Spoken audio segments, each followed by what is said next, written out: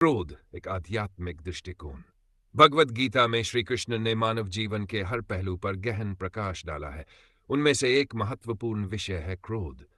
क्रोध एक प्राकृतिक मानवीय भावना है जो अक्सर हमारे आंतरिक संतुलन और आध्यात्मिक विकास में बाधा बनती है। श्री कृष्ण के अनुसार यह मनुष्य के पतन का मुख्य कारण बन सकता है यदि इसे नियंत्रित न किया जाए।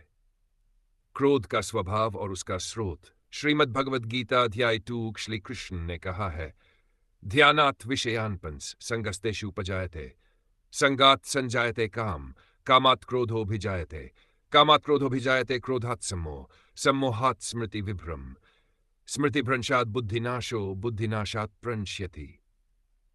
इन श्लोकों में श्री कृष्ण ने यह स्पष्ट किया है कि क्रोध का मूल कारण हमारी इच्छाएं, कामना है। जब हमारी इच्छाएं पूरी नहीं होती तब क्रोध उत्पन्न होता है। यह क्रोध मन को भ्रमित करता है, जिससे विवेक का नाश होता है और अंततः मनुष्य पतन की ओर अग्रसर हो जाता है। क्रोध का प्रभाव। मानसिक अशांति। क्रोध हमारे मन को अशांत करता है और हमें सही निर्णय लेने से रोकता है। जब हम क्रोधित होते हैं तो हमारा मन नकारात्मक विचारों से भर जाता है, जिससे शांति और संतोष दूर हो जाते हैं। दाग।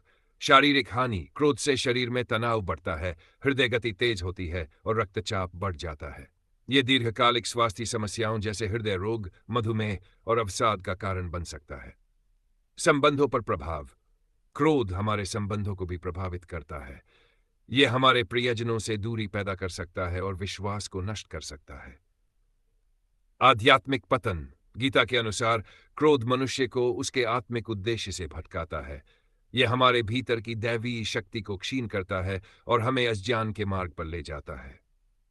क्रोध पर नियंत्रण के उपाय। श्री कृष्ण ने गीता में क्रोध पर नियंत्रण पाने के कई उपाय बताए हैं। 1. संपूर्ण ध्यान। ध्यान का अभ्यास क्रोध को शांत करने में सहायक होता है। ध्यान मन को शुद्ध और शांत करता है, जिससे नकारात्मक भावनाएं नियंत्रित होती है। वैरागी का अभ्यास। श्री कृष्ण ने गीता में वैराग्य आसक्ति का महत्व बताया है। यदि हम अपनी इच्छाओं और आसक्तियों को नियंत्रित कर लेते हैं तो क्रोध स्वतः कम हो जाता है। 3. ज्ञान का अनुसरण। गीता में ज्ञान योग पर बल दिया गया है। जब मनुष्य यह समझ लेता है कि वह आत्मा है और यह संसार क्षणभंगुर है, तब वह क्रोध से प्रभावित नहीं होता। सत्संग और स्वाध्याय। सत्संग, सज्जनों की संगति और भगवद गीता जैसे ग्रंथों का अध्ययन क्रोध को नियंत्रित करने में मदद करता है। यह मन को सकारात्मक विचारों से भर देता है। क्षमा का अभ्यास। क्षमा करना और दूसरों की गलतियों को माफ करना क्रोध को कम करता है।